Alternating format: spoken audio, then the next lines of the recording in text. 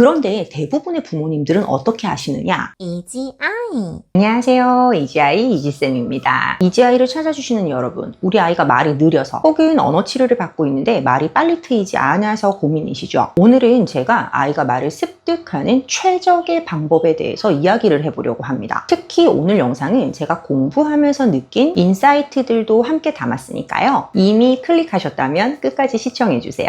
여러분, 아이를 보면 답답하시죠? 또래만큼 말을 못하니까 걱정도 되고 한편으로는 답답함이 크실 거예요. 특히 어느 정도 이해는 하는데 말소리가 안 나오면 더 그럴 거고요. 이거에 대해서 저랑 같이 천천히 한번 생각해 볼게요. 여러분, 통상적으로 우리는 모국어를 학습하지 않습니다. 그냥 자연스럽게 되죠. 때가 되니까 되었어요. 즉, 우리는 언어를 학습한 게 아니라 습득했습니다. 이게 정말 중요해요. 그런데 우리 아이를 살펴볼게요. 우리 아이는 아직 말이 다 습득되지 않았어요. 그죠? 만약 여러분이 지금 언어 치료를 아직 시작하지 않은 단계라면 일단 집에서 아이의 말을 틔워보려고 하실 거예요. 그럼 아이에게 어떻게 해줘야 할까요? 아이가 말을 습득하도록 도와줘야 됩니다. 가정은 아이가 나고 자란 곳이에요. 그리고 엄마 아빠는 태어나서 지금까지 나를 돌봐준 분이거든요. 그래서 이 가정은 가장 자연스럽고 소통적인 공간이란 말이에요. 그래서 가정에서 처음 아이의 언어 발달을 대할 때는 아이가 언어를 먼저 습득하게 도와줘 보셔야 해요. 그런데 대부분의 부모님들은 어떻게 하시느냐? 말을 학습시킵니다. 그러면 이를 통해서 느는 경우도 있지만 가장 첫 단계에서는 그렇지 않은 경우가 더 많아요. 오히려 아이가 스트레스를 받아서 입을 다물거나 아니면 더 몸짓으로 표현하려고 하거나 하는 경우가 생길 수 있어요. 영상 보시는 여러분, 지금 우리 아이가 혹시 이런 상황이실까요? 그러면 여러분이 아이에게 하는 행동이 습득을 돕는 행동인지 무조건 학습을 시키려는 행동인지를 구별하셔야 합니다. 여러분, 우리가 말을 배운다는 표현을 많이 쓰죠? 언어는 배우는 것이다. 틀린 말은 아니지만 소통의 측면에서 볼 때 언어는 몸에 배는 것이라고 할 수도 있어요. 배운다라는 것은 내가 몰랐던 걸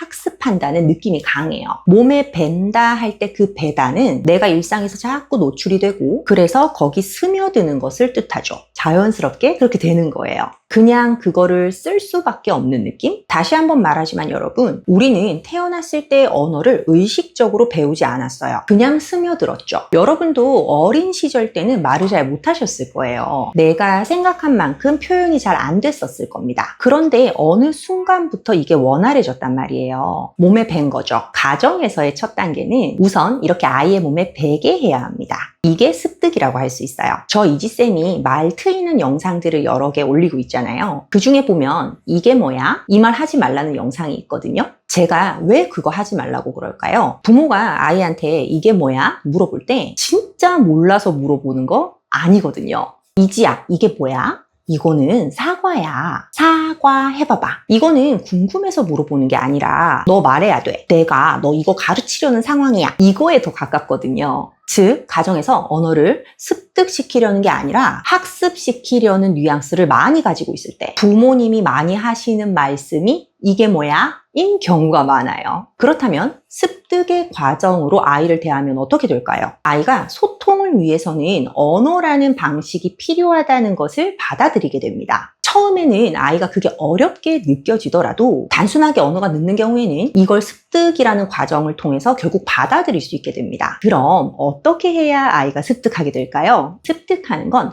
몸에 배는 것과 같다고 말씀드렸어요. 그래서 여러분, 습득을 시키는 방법은요, 환경을 조성해 주는 거예요. 이게 배어 들어갈 수밖에 없는 그런 상황을 계속적으로 만들어 주시는 겁니다. 구체적으로 말씀드려 볼게요. 첫 번째, 완전한 표현부터 시작하지 마세요. 아마 여러분은 아이가 어떤 표현을 하면 그게 지금 다 완성된 게 아니거든요. 그래서 그거를 정확하게 직접 가르치시려고 하실 거예요. 단어를 잘 못하는 아이를 예로 들어볼게요. 아이가 사과가 먹고 싶어요. 그래서 엄마한테 따 이런단 말이에요. 그러면 이지야, 사과해야지.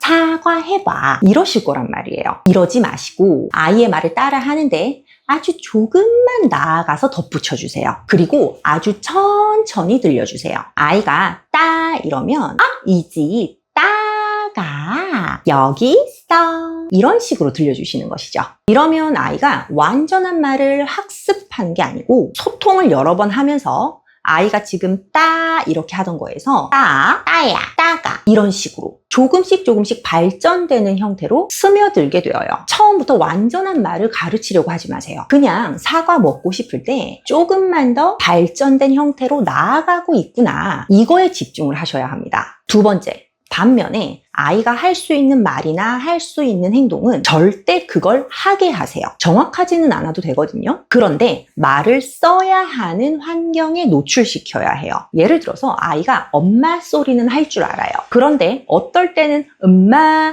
했을 때 아이의 요구를 들어주고, 어떨 때는 아이가 이렇게 손짓만 해도 들어주고, 또 어떨 때는 으아 했을 때 바로 들어주고, 이러면 안 된다는 겁니다. 할 줄 아는 거는 당연히 하는 환경이 되어야 해요. 예를 들어서 우리가 옷 입는 걸 생각해 볼게요. 우리 바깥에 알몸으로는 못 나가잖아요. 너무 귀찮아서 옷을 입기 싫더라도 밖에 나갈 때는 무조건 옷을 입고 나갑니다. 심지어 아파 죽겠을 때도 병원 갈 때 옷 입고 나가잖아요.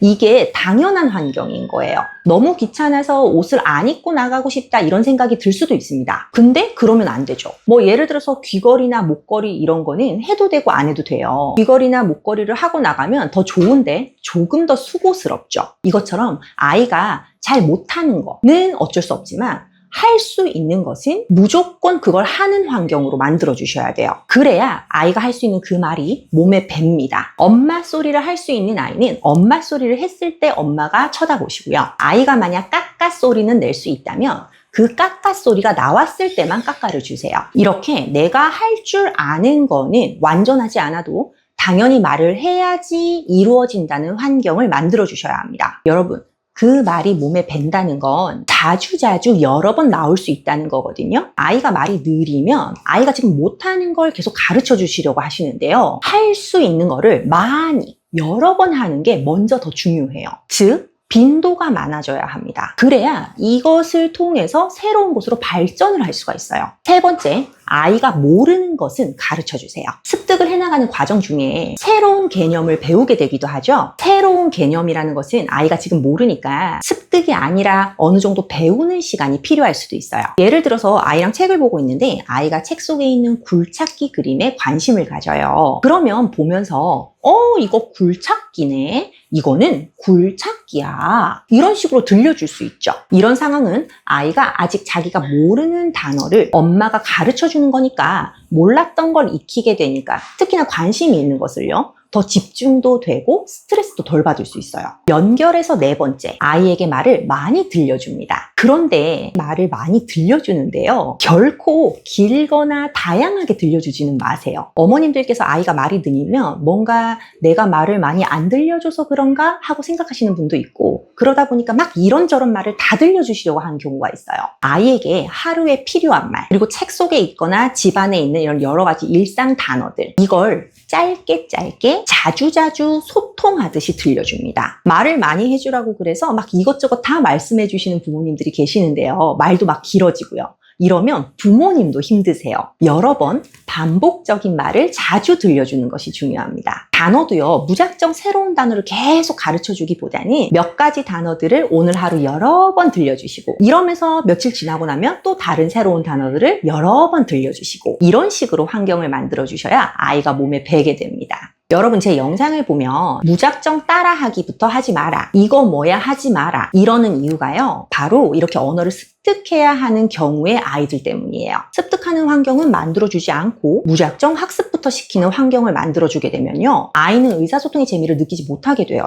아이 입장에서는 나는 저걸 못하는 아이니까 엄마가 자꾸 시키는구나 라고 느낄 수 있거든요. 엄마가 자꾸 시킨다는 느낌을 받게 되면 아이는 언어라는 것을 소통하는 데 쓴다고 생각하지 않아요. 언어는 피곤한 거다, 이렇게 생각할 수 있는 것이죠. 이지 아이. 자, 여기까지 아이가 언어를 잘 습득하기 위한 방법에 대해서 이야기를 했어요. 그런데 습득 환경만 만들어주는 게 아니라 직접적으로 가르쳐야 되는 경우도 있습니다. 이런 경우에는 제가 영상으로 올린 바라가 트이는 여러 가지 방법들을 직접적으로 쓰셔야 하는 거예요. 어떤 경우일까요? 습득 환경만으로는 아이에게 의미 있는 변화가 나타나지 않는 경우예요. 즉, 전문적인 도움이 필요한 경우. 어릴 때 말이 살짝 느리다가 잘 따라잡아서 크는 아이들이 있는 반면에 언어 언어치료사의 도움이 필요하거나 보다 다양한 도움이 필요한 경우일 수도 있어요. 이런 경우에는 아이가 지금 언어를 발달시켜 나가는데 어떠한 측면에서 어려움이 있다는 거거든요. 그러면 그 부분은 습득만이 아니라 아이한테 학습시켜서 가르쳐 줄 필요성도 있습니다. 예를 들어서 조음기관에 어려움이 있는 경우에는 입술의 움직임이라든지 실행 능력을 전문적으로 훈련해 줘야 될 수도 있고요. 상호작용에도 어려움이 있는 경우라면 상호성을 높여주면서 언어 발달을 촉진시켜 줘야 될 수도 있습니다. 또 아이가 언어뿐만 아니라 인지 능력이 함께 느린 경우일 수도 있어요.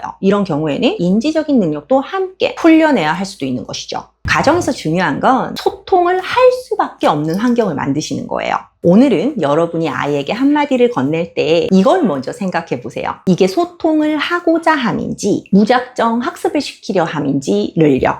네, 오늘 내용이 도움되셨을까요? 만약 여기까지 보셨다면 구독과 좋아요 꼭 부탁드립니다. 여러분의 작은 소통이 저에게는 정말 큰 힘이 되거든요. 그럼 저 이지쌤은 다음번에도 유익한 영상으로 찾아뵙도록 할게요.